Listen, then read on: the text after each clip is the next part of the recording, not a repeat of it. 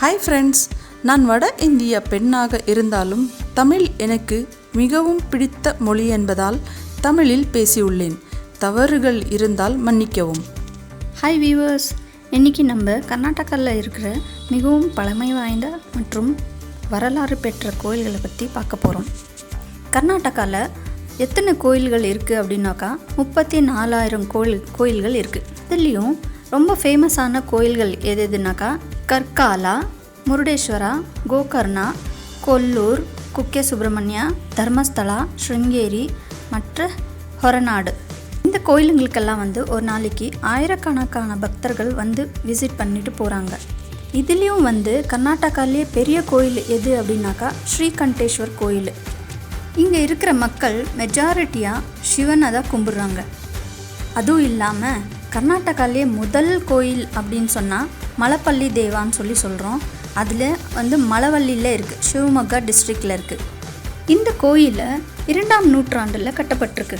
கர்நாடகாலே ரொம்ப புகழ்பெற்ற மற்றும் வரலாறு பெற்ற கோயில்கள் எது அப்படின்னா பாதாமி குகை கோயில், வேலூர் ஹளேபீடு, ஸ்ரீ சென்னகேசவா கோயில், ஹம்பி, மைசூர் பேலஸு, கோல் கும்பஸ், ಶಿವಮೊಗ್ಗ, ಹಳೇಬೀಡು, மகாகுட்டா, ஏஹோல். இன்றைக்கி நம்ம கர்நாடகாலே முதல்ல போக போகிற இடம் எதுனாக்கா கர்காலா. இது உடுப்பி டிஸ்ட்ரிக்டில் இருக்குது. நீங்கள் எங்கே ட்ரெயின்லேயோ பஸ்லேயோ வர்றதுனாக்கா உடுப்பி இறங்கிட்டு அங்கேருந்து 38 கிலோமீட்ரு ட்ராவல் பண்ணலாம். நீங்கள் ஃப்ளைட்டில் வரணும்னு நினச்சிங்கனாக்கா மங்களூரு ஏர்போர்ட்டுக்கு வந்துட்டிங்கனாக்கா அங்கேருந்து 49 கிலோமீட்டர்ஸு கர்காலாக்கு ரீச் ஆகலாம். கர்கால ஊரை பாண்டியர் மன்னர்களால் 300 வருஷமாக ஆண்டுட்டு இருந்தாங்க. அதனால் இதுக்கு முன்னாடி இருந்த பேர் கரிக்கல், அப்படின்னா பிளாக் ஸ்டோன்.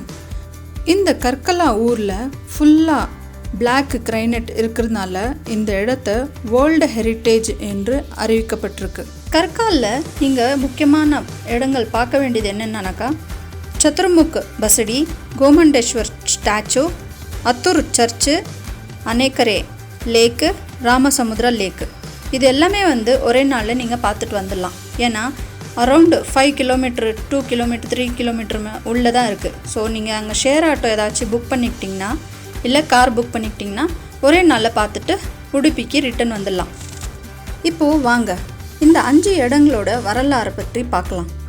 நம்ம முதல்ல பார்க்க போகிறது சதுர்முகா பசாடி.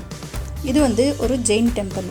இந்த கோயில் ஏடி 1432 வருஷத்தில் வீரபாண்டியன் தேவ பிளாக் கிரைனட்டாலே கட்டப்பட்டிருக்காங்க. இந்த கோயிலோட ஸ்பெஷாலிட்டி என்னன்னா 108 பில்லர்ஸ் வச்சு 4 நுழைவாயிலேருந்து டைரெக்டாக கர்ப்பகிரகத்துக்கு ரீச் ஆகலாம்.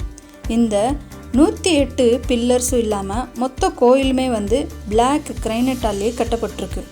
அடுத்தது நம்ம பார்க்க போகிற இடம் கோமட்டேஸ்வரா ஸ்டாச்சு ஆஃப் பாகுபலி. இந்த ஸ்டாச்சுவோட ஹைட் 42 ஃபீட்டு, 13 மீட்டர் ஹைட்டு.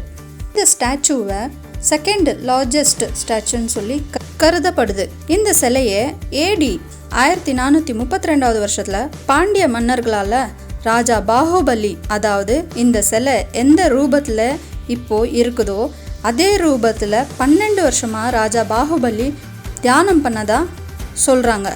அதனாலே அவரோட நினைவு சின்னமாக இந்த ஸ்டாச்சுவை பாண்டியர் மன்னர்கள் மூலமாக இந்த சிலையை செதுக்கப்பட்டிருக்கு. அடுத்ததாக நம்ம பார்க்க போகிற இடம் ஆனைக்கரை லேக்கு. இந்த லேக்கு பாண்டிய மன்னர்கள் டேங்க் மாதிரி கட்டியிருக்காங்க.